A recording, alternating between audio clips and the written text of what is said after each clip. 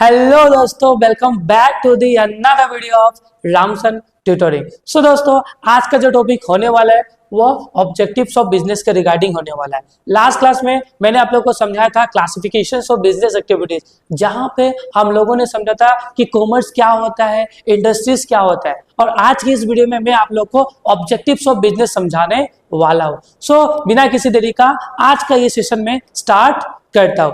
Objectives of business, भैया सबसे पहले तो ऑब्जेक्टिव ऑफ बिजनेस समझने से पहले आप लोग ये समझो कि भाई ये ऑब्जेक्टिव का मतलब क्या होता है। तो ऑब्जेक्टिव क्या है? एक एंड रिजल्ट होता है भाई। क्या होता है? एक एंड रिजल्ट होता है। ऑब्जेक्टिव क्या है? एक एंड रिजल्ट होता है towards which all the activities of a organization are directed. मतलब देखो, अगर मान लो कि मेरा लेट्स सपोज एक बिजनेस है, तो मेरा बिजनेस का मेन ऑब्जेक्टिव क्या है? प्रॉफिट को बढ़ाना। अब प्रॉफिट को बढ़ाने के लिए मैं जो जो एक्टिविटीज करूंगा प्रॉफिट को अचीव करने के लिए, वो क्या कहलाएगा? ऑब्जेक्टिव कहलाएगा। क्या कहलाएगा भैया? ऑब्जेक्टिव। मतलब ऑब्जेक्टिव क्या है? एंड रिजल्ट है भाई। क्या है? एंड रिजल्ट है। ऑब्जेक्टिव क्या हम लोगों का? एंड रिजल्ट होता है towards which all the activities of the organisation are directed. मतलब प्रॉफिट को बढ़ाने के लिए जो भी मैं काम करूंगा, जो भी करूंगा, वो क्या कहलाएगा? ऑब्जेक्टिव कहलाएगा। क्योंकि ऑब्जेक्टिव मेरा क्या था? प्रॉफिट को बढ़ाना। ठीक है। फिर नेक्स्ट आप लोग समझो कि objective refers to all that business people want to get in return for what they do। आज के डेट में जो भी बिजनेसमैन काम कर रहा है, बिजनेस पीपल जो भी काम कर रहे हो, क्यों कर रहे? समथिंग रिटर्न, उनको कुछ मिलना चाहिए ना। जो उनको समथिंग रिटर्न मिलने वाला है वही उनका क्या होता है? ऑब्जेक्टिव। आज के डेट में जो भी बिजनेस पीपल है काम कर रहे, क्यों काम कर रहे हैं? क्योंकि वो सोच रहे ना कि अभी मैं काम करूंगा तो उसके रिटर्न में मुझे प्रॉफिट, पैसा मिलेगा ना। तो ये ऑब्जेक्टिव होता है। ठीक है।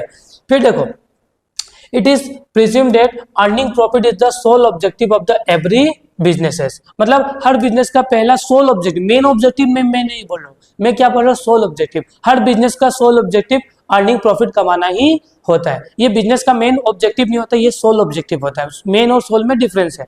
ठीक है। फिर नेक्स्ट, प्रॉफिट में be regard as a essential objective of the of various profit में भी regard as an essential objective of businesses for the various reason. अब देखो, प्रॉफिट ही मेन ऑब्जेक्टिव क्यों होता है किसी भी बिजनेस का? तो सिंपल सा बात है, अगर प्रॉफिट होगा ना तो क्या होगा? अब देखो, आज के दिन में कोई भी बिजनेस या बिजनेसमैन काम क्यों करता है? पैसा कमाने के लिए। अगर प्रॉफिट मिलेगा, अगर प्रॉफिट बिजनेस कमाएगा, तो ही ना उन लोगों को प्रॉफिट डिस्ट्रीब्यूट होगा। तो प्रॉफिट का यूज से बिजनेस में जो भी लोग काम करते हैं उसको पैसा दिया जाता है। तो पहले क्या लिखा है? It is a source of income for a business person. मतलब जो भी एक बिजनेस में लगा हुआ है जो भी पर्सन, उसका सोर्स ऑफ इनकम क्या होता है? प्रॉफिट होगा वहां से ना, उसी से ना उसको क्या मिलने वाला है? पैसा मिलने वाला है, नहीं मिलने वाला है। फिर next, it can be source of finance for the meeting expansion requirement of a business. ठीक है। मीटिंग एंड एक्सपांशन करो, इसको क्या करो? Meeting and expansion. तो नेक्स्ट क्या है तुम्हारा? तो नेक्स्ट हम लोग का ये है कि दूसरा, प्रॉफिट का यूज हम लोग किस में करते हैं? बिजनेस को अगर बड़ा करना है और डे टू डे खर्चे को क्या करना है? पूरा करना है, तो हम लोगों को प्रॉफिट चाहिए। प्रॉफिट के बिना कुछ भी होने वाला नहीं है। It indicate the efficient working business मेरा स्मूथ चले, बिजनेस मेरा अच्छा चले, रिसोर्स पूरा का पूरा बढ़िया से यूज हो, रिसोर्स के यूज से हम लोग मैक्सिमम आउटपुट बना पाए। तो इसके लिए भी हमको क्या चाहिए? प्रॉफिट भैया चाहिए, मतलब चाहिए। तो प्रॉफिट का यूज हम लोग इसमें करते हैं। ठीक है।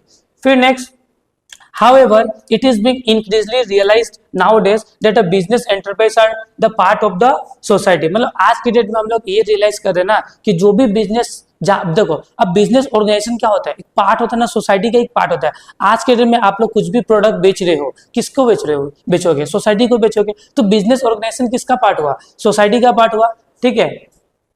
and need to fulfill several objectives including the social responsibility to survive and prosper in the long run। Profit is found to be the leading objective but not the only one। तो इसमें ये बोला गया है कि आज के दिन में ये देखा जा रहा है कि बिजनेस ऑर्गेनाइजेशन ना सोसाइटी का पार्ट है। किसका पार्ट है? सोसाइटी का पार्ट है। अब जब ये सोसाइटी का पार्ट है तो सोसाइटी के लिए बिजनेसेस को बहुत कुछ करना पड़ता है। सोसाइटी के लिए गुड क्वालिटी ऑफ प्रोडक्ट देना पड़ता है, प्लस साथ ही साथ बिजनेस को लंबा समय तक चलाने के लिए, सर्वाइव करने के लिए सर्वाइवल ऑब्जेक्टिव्स भी बनाया जाता है। ठीक है। बिजनेस को ग्रोथ करने के लिए लॉन्ग टर्म गोल्स भी बनाया रहता है बिजनेस के लिए। तो सिर्फ प्रॉफिट ही मेन ऑब्जेक्टिव बिजनेस का रह नहीं गया है। एक बिजनेस का बहुत सारा ऑब्जेक्टिव होता है प्रॉफिट को छोड़ के। प्रॉफिट का एक सोल ऑब्जेक्टिव है, लेकिन बिजनेस का और भी बहुत सारा ऑब्जेक्टिव होता है। अगर बिजनेस को लंबा समय तक टिकना है तो सर्वाइवल ऑब्जेक्टिव अपनाना होगा। फिर अगर मान लो बिजनेस कहाँ पे, सोसाइटी में रहता है, सोसाइटी के से ही रिसोर्सेस लेता है, बिजनेस सोसाइटी को ही सामान क्या करता है, बेचता है, तो सोसाइटी के लिए भी बिजनेस को कुछ करना होता है। तो बिजनेस का भी बहुत सारा ऑब्जेक्टिव होता है, सिर्फ प्रॉफिट को छोड़ के। प्रॉफिट को छोड़ के बिजनेस का भी बहुत सारा ऑब्जेक्टिव होता है, उसी को हम लोग नीचे में क्या करेंगे, डिस्कस करेंगे। There are the various objectives of business which are given below. पहला बिजनेस का ऑब्जेक्टिव क्या होता है, मार्केट स्टैंडिंग। क्या होता है, मार्केट स्टैंडिंग। मान लो कि मेरा एक बिजनेस है, तो मेरा बिजनेस मार्केट में बहुत सारा नाम, बहुत अच्छा नाम कमा लिया, एक रेपुटेशन बना लिया। क्यों बनाया, क्योंकि मैं क्या कर रहा हूँ ना, good quality of product market में क्या कर रहा हूँ, बेच रहा हूँ, जिससे कि मेरा मार्केट में एक नाम हो गया, मेरा मार्केट में क्या हो, रुतबा हो गया, मार्केट शेयर मेरा क्या हो गया, बढ़ गया। ये होता है मार्केट स्टैंडिंग। मार्केट स्टैंडिंग का मतलब आप मार्केट में कहाँ पे खड़े हो। क्या सुना आप लोगों ने, आप मार्केट में कहाँ पे खड़े हो। और ये कैसे होगा, जब आपका गुडविल, आपका रेपुटेशन बहुत बढ़ जाएगा। क्यों बढ़ता है, क्योंकि आपने क्या किया ना, क्वालिटी ऑफ प्रोडक्ट मार्केट में क्या क्या बेचा है, आपने क्वालिटी ऑफ प्रोडक्ट सोसाइटी को डिलीवर किया।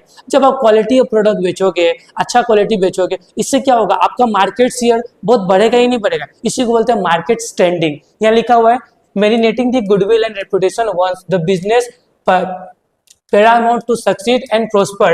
It helps with the forming the distinct identity in the market.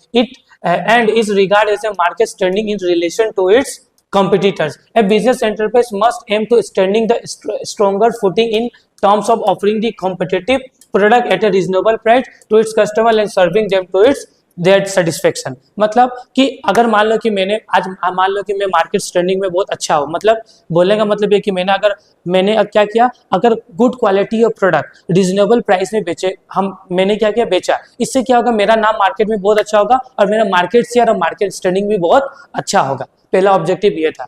फिर नेक्स्ट होता है इनोवेशन। अब देखो, अगर मान लो बिजनेस को फ्यूचर में बड़ा करना है, बिजनेस को अगर फ्यूचर में बड़ा करना है, अगर तुम लोग बिजनेस को बहुत टॉप लेवल में देख रहे हो, तो समय समय पे इनोवेशन करना होगा।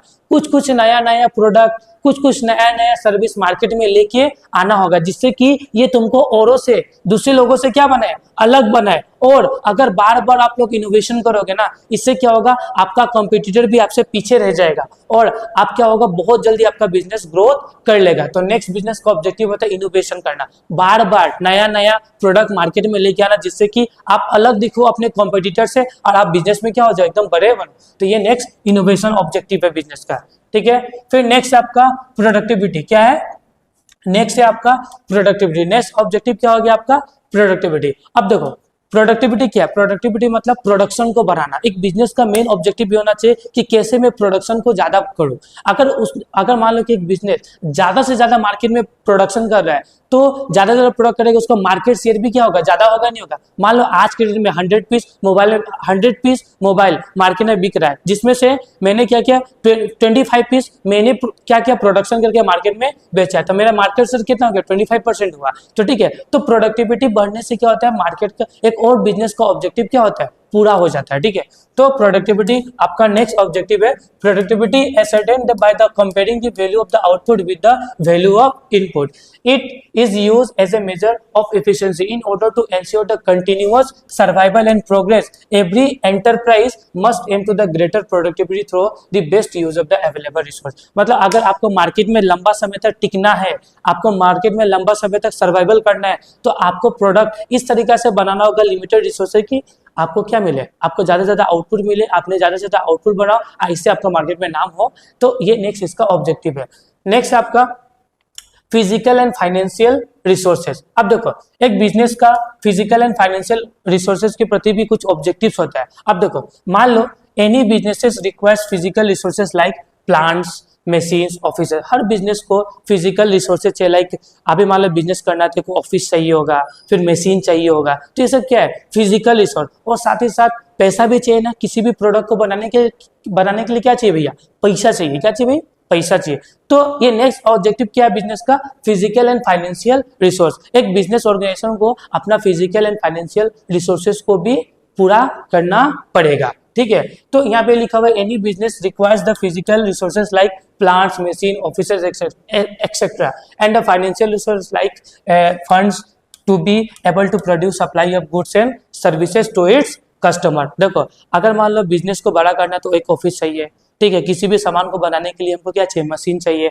और साथ ही साथ हमको क्या चाहिए? पैसा भी चाहिए। अगर मार्केट में गुड्स एंड सर्विसेज कस्टमर तक पहुंचाना तो रॉ मटेरियल्स खरीदना होगा, पैसा चाहिए ना चाहिए। तो नेक्स्ट ऑब्जेक्टिव क्या होना चाहिए बिजनेस का? फिजिकल एंड फाइनेंशियल रिसोर्सेज, ठीक है। And the business enterprise must aim to acquiring this resource according to the requirement and use them efficiently, ठीक है। फिर नेक्स्ट ऑब्जेक्टिव क्या होना चाहिए बिजनेस का? Earning profit. अब देखो भाई सब कुछ हो गया, अब नेक्स्ट ऑब्जेक्टिव क्या है भाई? Earning profit. एक बिजनेस का मेन बोलो मत, सोल ऑब्जेक्टिव। क्या बोलो? सोल ऑब्जेक्टिव क्या होता है? प्रॉफिट कमाना। क्या करना? प्रॉफिट कमाना ही एक बिजनेस का सोल ऑब्जेक्टिव होता है, ठीक है, ठीक है। तो one of the objective of the business is to earn profit of the capital employed, ठीक है। Profitability refers to the profit in the relation to the capital investment. Every business must earn a reasonable profit which is important to the survival and growth. हर business को profit चाहिए, मतलब चाहिए growth करने के लिए, बिजनेस मार्केट में टिके रहने के लिए, ठीक है। अगर मान लो कोई भी बिजनेस 10 लाख रुपए इन्वेस्ट करा तो उसको उससे कुछ प्रॉफिट भी निकलना चाहिए। ये नेक्स्ट ऑब्जेक्टिव होता है अर्निंग प्रॉफिट। फिर नेक्स्ट एक बिजनेस का सोसाइटी के प्रति भी सोशल रिस्पॉन्सिबिलिटी होना चाहिए। क्या होना चाहिए? सोसाइटी के प्रति सोशल रिस्पॉन्सिबिलिटी होना चाहिए। क्योंकि देखो एक बिजनेस ना किसका पार्ट होता है? सोसाइटी का पार्ट होता है। कि बिजनेस जो भी गुड्स एंड सर्विसेज बनाता है वो अल्टीमेट किसको बेचता है? सोसाइटी में बेचता है, पर्सन्स को बेचता है। तो अल्टीमेट अगर मान लो किसी भी बिजनेस को अगर गुड्स बनाना है तो सबसे पहले एम्प्लॉय बिजनेस क्या करेगा? हायर करेगा, फिर एम्प्लॉय का हेल्प से मार्केट में गुड्स बना के फिर पब्लिक को बेचेगा। तो सोसाइटी के लिए बिजनेस को बहुत कुछ करना होता है, जैसे कि सोसाइटी का ग्रोथ एंड डेवलपमेंट करो, सोसाइटी के पर्सन जो भी सोसाइटी में लोग हैं उनको एम्प्लॉयमेंट दो, ठीक है। अच्छा क्वालिटी ऑफ प्रोडक्ट सोसाइटी को क्या करो? डिलीवर करो, ठीक है, इन्वायरमेंट के लिए करो। तो ये सब नेक्स्ट क्या तुम्हारा?